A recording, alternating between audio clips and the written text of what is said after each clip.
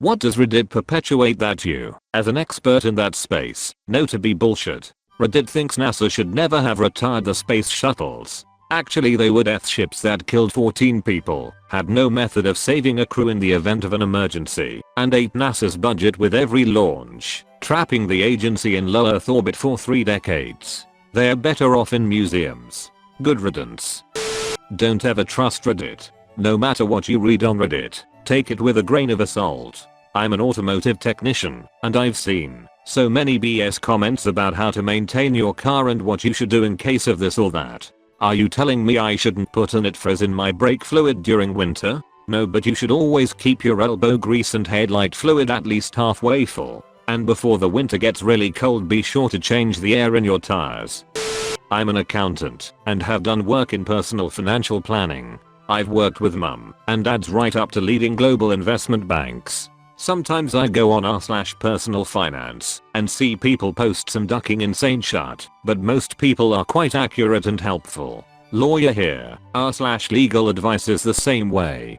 Plenty of smart lawyers there, but so many shitheads with a popular sounding, but completely incorrect opinion presented as legal fact get upvoted by people who just like how their argument sounds. Your fiancé left you and took back the engagement ring. Legally you can call the cops and have him arrested for abandonment. No, idiot with 12 upvotes, it doesn't work that way. I work in investments. When I first went to r/personal finance and tried to help someone by recommending something that wasn't a low-cost index fund, I got downvoted to hell. Newsflash, there is not one correct way to invest, and not everyone else is doing it wrong. I'm an IT, MS stack software development specifically. Pretty much everything Microsoft is doing with the Windows 10 telemetry is on Microsoft.com. There's a lot of people perpetuating bullshit like Windows captures all your keystrokes. And why won't Microsoft tell us what they're sending? There's no ducking conspiracy. The name of the program is Application Insights and there is pages of documentation on how it works.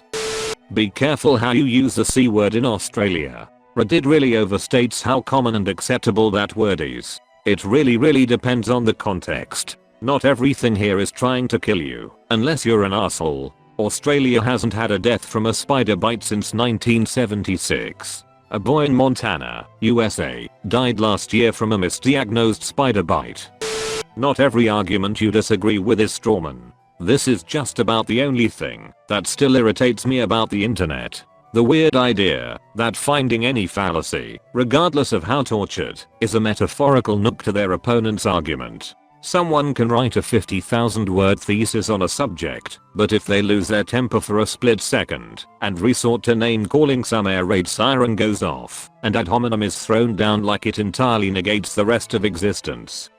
Imanifamaka by trade, that Japanese swords, katanas in particular, are some amazing magical weapon that destroys everything. They were functional. Beautiful and functional. But just swords. Not even particularly amazing ones metallurgically speaking. The katana fans go on and on about using a hard brittle core and soft jacket for the best of both worlds. Well, today we use modern powder metallurgy to make steel that is both tough and strong. That nice cars equals rich douchebag. I have been around some of the rarest and most expensive cars in the world, and the owners are always more than willing to come talk. I sat and talked with a dude for half an hour about absolute bullshit, and when it came time to leave he shook my hand, said nice talking to you, and left in a Ferrari. Had no idea until that time. I wouldn't call myself an expert in history, but I'm a history major, so I would say I know a little more than the average person about it. It's annoying how often that whole victors right history mantra gets repeated, especially since half the time I see it is when it's being used to defend either the South in the American Civil War or the Nazis. Yes, history can be biased, that doesn't mean you have to be a contrarian idiot and defend Hitler. More to the point, however, the victors don't always write history. The example I always bring up right away would be that of the Vikings. For a long time people saw the Vikings as nothing more than uncivilized brutes, because history was written by their victims. Without getting too specific, I practice in the mental health field. Most things people say in the default subs about mental illnesses are just wrong at best and an actual harmful opinion at worst. Lots of misinformation and weird judgmental stereotypes applied to their knowledge. Also, most of the advice you see posted on how to talk to / respond to someone having thoughts of suicide is terrible and should never be followed. You'll find exceptions, like most of the people offering help / giving advice over at r/susa2 are well informed and empathetic. Astronomer here. Probably too late for this, but a gamma ray burst, GRB, is not going to kill us all. They need to come from an exploding star within a certain distance for that to happen, and there are no stars that can explode within that radius of us. The Fermi paradox is not proof that aliens don't exist, just a half-baked thought experiment more easily explained by a lack of sufficient data than lack of aliens. Also, most crazy science stuff you read should not be accepted as fact just because there was one paper on it. The planet discovery by ALMA comes to mind this past week. It's much more likely to be a calibration artifact than a thing, but much of Reddit is slower on the skepticism part of science than should be. Economics. I'm by far no major expert, but I actually did it to master's level at university and work in the markets. Reddit's understanding of economics is piss poor.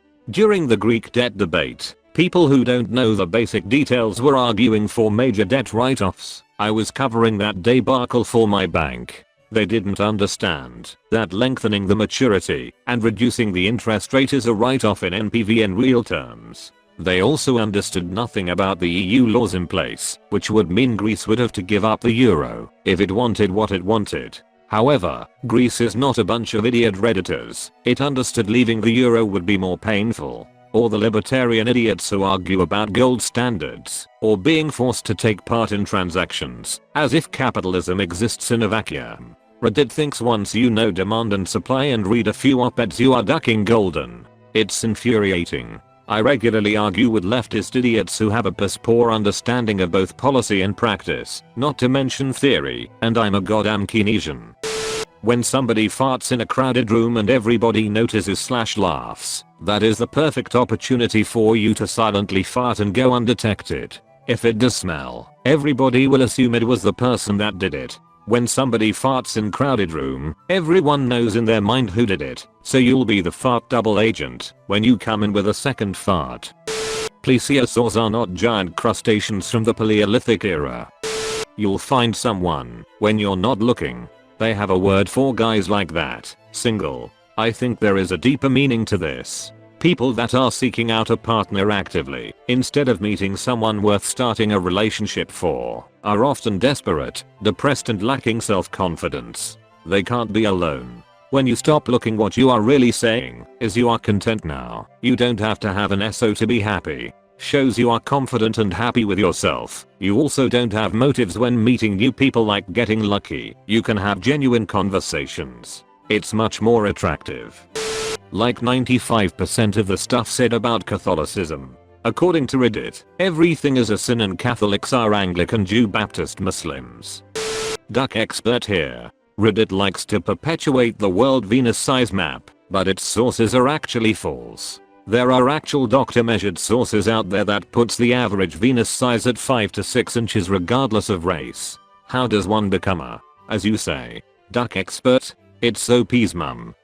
All strippers do not inherently hate their customers. This is a common thing that pops up in SAS worker related AskReddit threads. Somebody with a stripper ex-girlfriend will pop up and swear that the girls are all in the back making fun of the guys and calling them suckers. I have literally never seen this happen, and I've worked in quite a few clubs.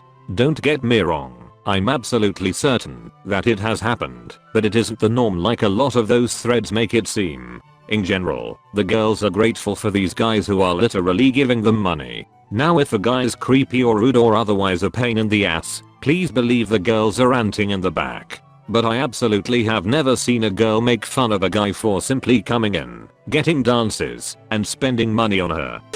Trained for many years with a crew that had near 300 years of cooking experience combined. I will never consider myself an expert, but very knowledgeable, and there's so much misinformation going around about cooking on this site. Not sure if it's because reality TV shows or the internet itself, but the lot of what I see when it comes to cooking is either flat out wrong or outdated.